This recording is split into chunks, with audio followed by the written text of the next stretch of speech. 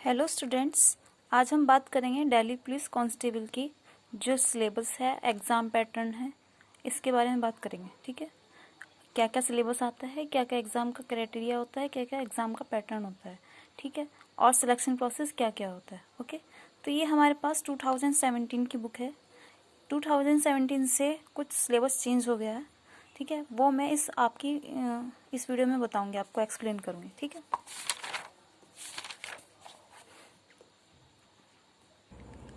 सबसे पहले मैं आपको बताना चाहूँगी कि जो इसका एग्ज़ाम है ये 27 नवंबर से लेके 14 दिसंबर के बीच है। ठीक है, कुछ बच्चों का 27 को पड़ेगा, कुछ का 30 में और कुछ का दिसंबर में पड़ेगा एग्ज़ाम्स। ठीक है, और इस एग्ज़ाम का जो पैटर्न है ये है कि इसमें पहले फिर रिटन टेस्ट होता है, उसके बाद फिजिकल टेस्ट और उसके बाद मेडिकल टेस्ट, और उसके बाद जब आपका मेरिट लिस्ट में सिलेक्शन हो जाता है तो डॉक्यूमेंट्स वेरिफिकेशन होता है।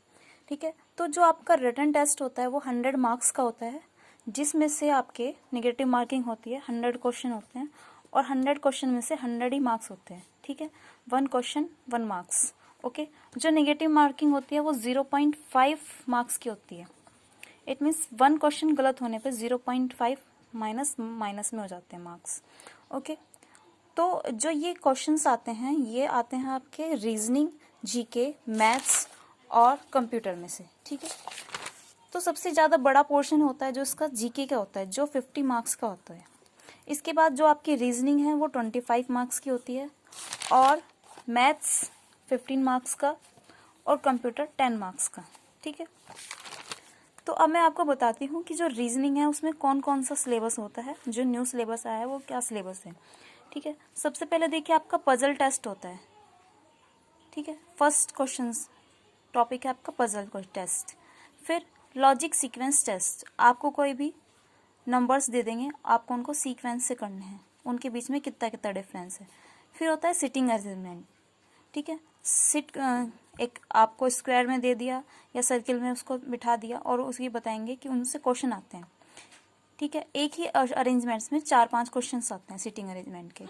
फिर है डाटा सफिशिएंसी। डाटा सफिशिएंसी में आपको जो आपने 10th क्लास में हिस्टोग्राम वगैरह पढ़े थे ये सब होते हैं। ठीक है, फिर सिचुएशन है रिएक्शन टेस्ट, और सिलोजिम्स, डायरेक्शंस, और कोडिंग डिकोडिंग। कोडिंग दे देंगे और बताएंगे कि इसका कोड ये है और बताइए इसका कोड क्या होगा।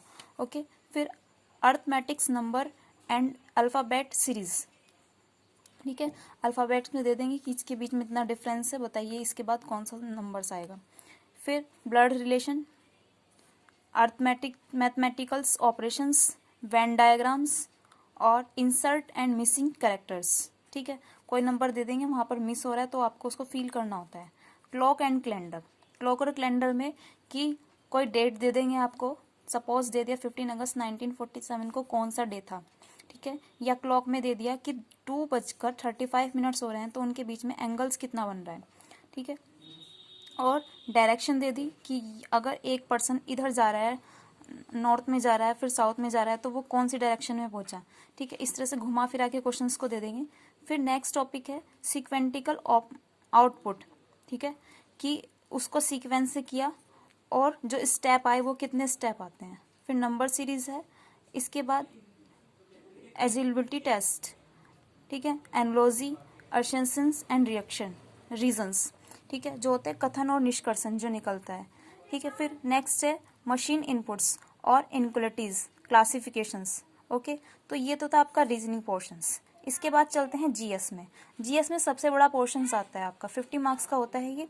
इसमें जो हिस्ट्री एंड कल्चर है उसमें आ जाता है फेमस प्लेस। ठीक है, कोई भी आपको प्लेस दे देंगे जैसे कि वो आपकी ये है ताजमहल कहाँ पर है उसके बारे में पूछ लेंगे। ठीक है, ये किसने बनवाया था। ठीक है, पूरा उसका इंट्रोडक्शन आपको पता होना चाहिए किसी भी फेमस बिल्डिंग्स के बारे में। ठीक है, ज्योग्राफी में ज्योग्राफी आएगी जो आपकी इंडियन भी आएगी और वर्ल्ड भी आएगी। ठीक है, और जो अवार्ड्स होते हैं ये आएंगे, और जो ऑर्गेनाइजेशंस होते हैं जैसे कि यूनेस्को। ठीक है, ये इसके बारे में, इसका हेड क्वार्टर कहाँ पर है।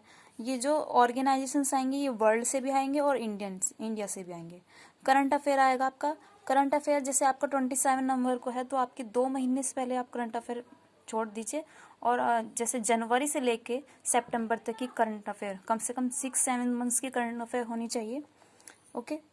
फिर नेक्स्ट है साइंस। साइंस में है आपका इन्वेंशन, किसी भी चीज़ की जो इन्वेंशन हुई थी किसने की थी और कब की थी। टेक्नोलॉजी, कोई भी इम्पोर्टेंट डे, ठीक है, और इम्पोर्टेंट ईयर कि जैसे इस चीज़ का इन्वेंशन कौन से ईयर में हुआ था। बुक्स, किसी भी बुक को दे देंगे, चाहे वो हिस्ट्री से रिलेटेड हो, साइंस से रिलेटेड हो, और जोतर के बारे में पूछ लेंगे। फेमस पर्सनैलिटीज़ या फेमस साइंटिस्ट, ओके। और इसके अलावा गेम्स वगैरह में पूछ लेते हैं, और Indian economics, general knowledge, sports में पूछ लेते हैं, ठीक है। स्पोर्ट्स में जो अवार्ड्स वगैरह होते हैं ये पूछ लेते हैं।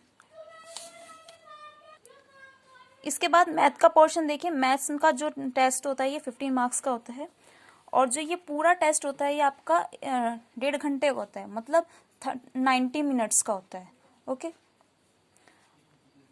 तो मैथ्स में देखिए number system, decimal and fraction. Decimal में दे दिया कोई, इसको फ्रैक्शन में कन्वर्ट करना या फ्रैक्शन को डेसिमल में कन्वर्ट करना।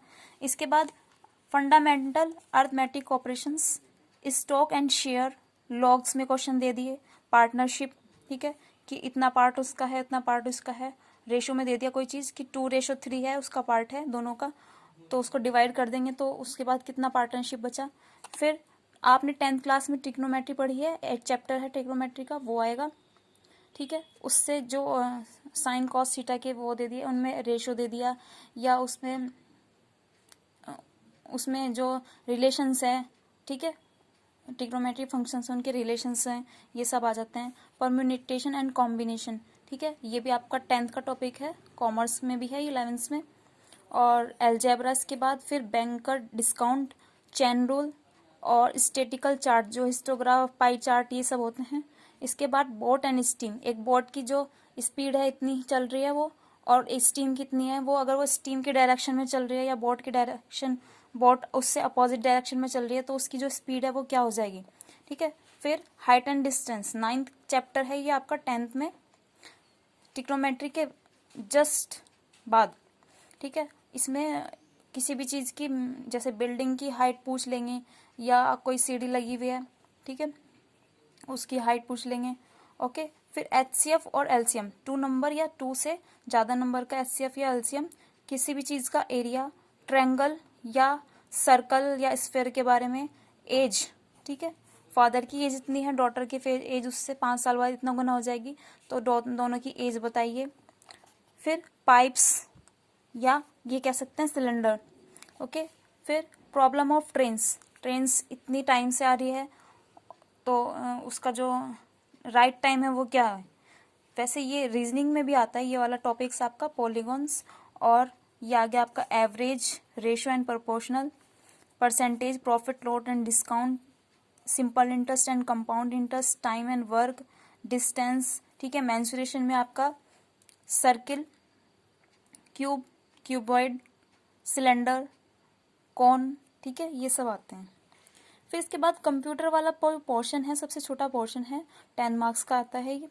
इसमें है आपका कंप्यूटर के फंडामेंटल्स और elements of word process, MS Word, MS excels, communications, internet, use of internet, W and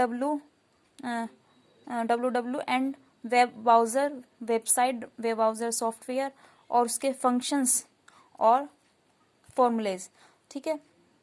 shorts keys बहुत ज़्यादा आती हैं इसमें, opening, closing, element of spreadsheet, ठीक है। फिर नेक्स्ट है chart, video conferencing, e banking, editing of cells, formatting the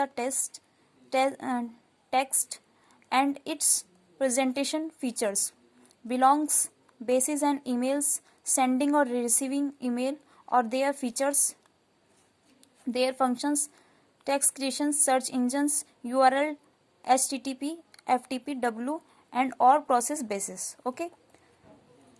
तो ये आपका डेली प्लीज का सिलेबस है। आपको इससे रिलेटेड कुछ भी आपको टॉपिक्स के बारे में अगर क्लियर नहीं हो रहा है, डाउट्स है, तो आप हमें कमेंट्स में बताएं। वीडियो को लाइक किए, चैनल को subscribe and press the bell icon, okay.